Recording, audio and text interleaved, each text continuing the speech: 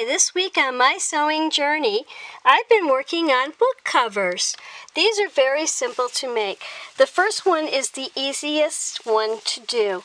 Now what you do first is you pick out your fabric that you want for the cover. You can decorate this, and I would do that first before you go through the process of sewing the actual book cover. I would decorate the entire cover first with whatever you want.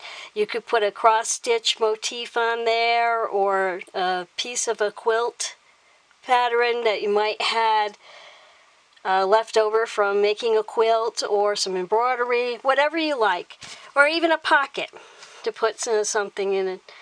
But this one's been claimed by a family member, and they wanted it like this. So the first thing you do is you're going to take your fabric and you're going to place it out flat like this. Then you're going to take your book and you're going to measure your book.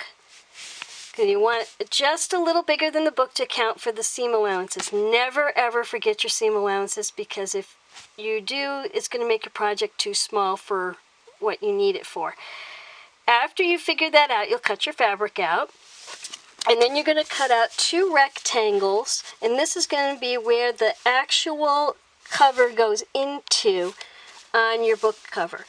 In this, you'll hem your cover first. I found that was the easiest part to do, is hem this big piece of fabric first, and then you'll take this piece of fabric, this rectangle, and you'll sew it right sides together all the way around, and you'll do that on both sides. Of course, you're going to want to hem that first, and there, do your hems first because it's so much easier.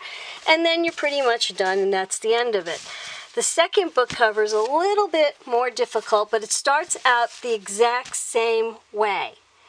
Except for with this one, I added a zip. And for those of you who don't like zip, you can use Velcro. And I also added some handles. And I added a nice little pocket.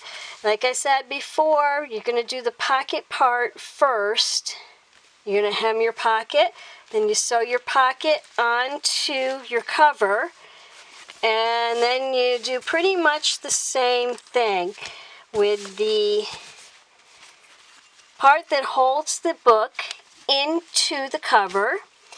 I put this extra piece here to give it a little bit more support.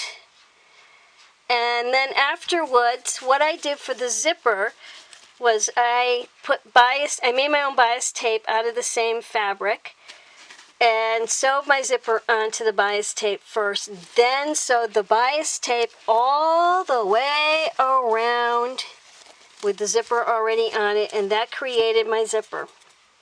And then I put this ribbon here to cover the stitching, and I made my own little bookmarks to go into it. And I put a little tab in there when I put the ribbon on it to hold a pen or a pencil. No, it was pretty easy. If you want the handles, you're going to do that in the zipper mode. So after you put your cover together and you start to put the zipper on it, the bias tape zipper, you're going to embed your handles in there, facing this way. And all the handles really are is just about 1.5 inch piece of fabric, 2 pieces of it, cut to the length that you want, and I top stitched. I'll come in closer so you can see, top stitched down on both sides. It's just very easy, not much going on there. And you can carry your book like this to the book club or to church or wherever you're going with it. I did put a little piece of bias tape that was left over onto the zip so it would be easy to zip it. It was a very simple project to do. I hope you like this idea. And thank you for joining me today. Thank you for subscribing. Thank you for viewing. And happy sewing!